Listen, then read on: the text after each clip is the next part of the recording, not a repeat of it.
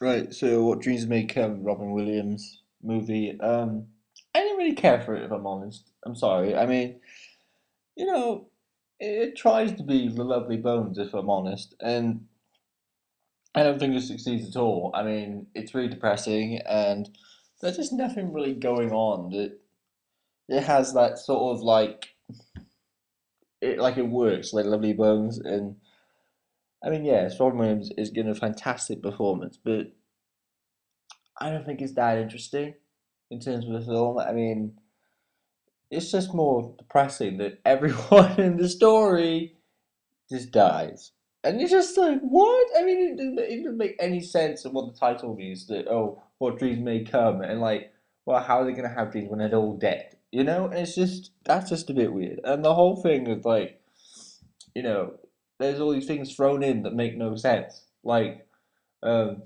the whole fact Cuba Gooding Jr. being sort of like this blurry kind of figure that he recognizes, and this whole thing about he was this doctor and stuff, and they had banter back and forth. But you're like, what is all that about? It's like, where did that come from? And I mean, for positives, just to say, like, Robin Williams is fantastic. Visuals are really good. I mean, visuals. I mean, it feels like it's a different film and thrown into something that looks amazing. But the actual film itself, I think the script isn't that strong.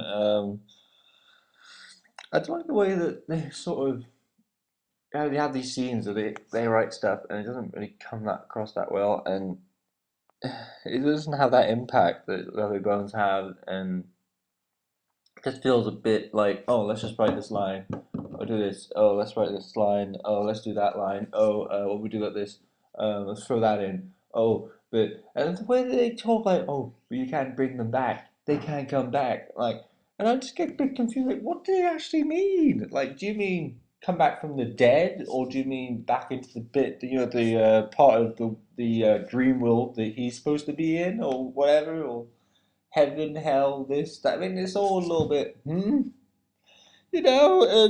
Lovely Bones have never,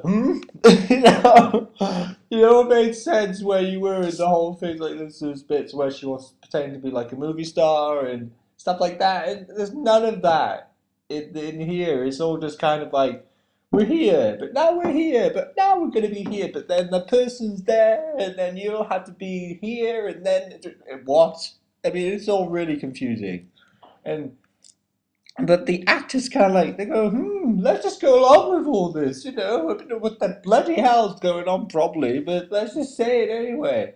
And that doesn't make any sense. And then when actually he does get to the point of seeing his wife, who obviously has committed suicide, and she's in this other part of the world, the afterlife world, whatever.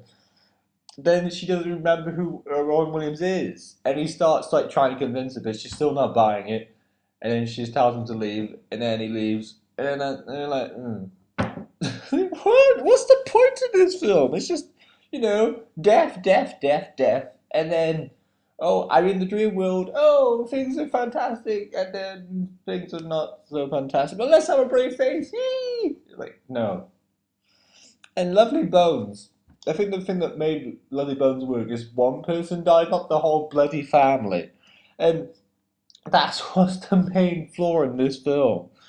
That, things happen without any reason or consequence. Like, his two kids just died. Like, that's the last time I saw them. They're like, yeah, but exactly why? Oh, because there was a car crash. Why didn't you show the car crash? Why didn't you go into more detail? What's going on?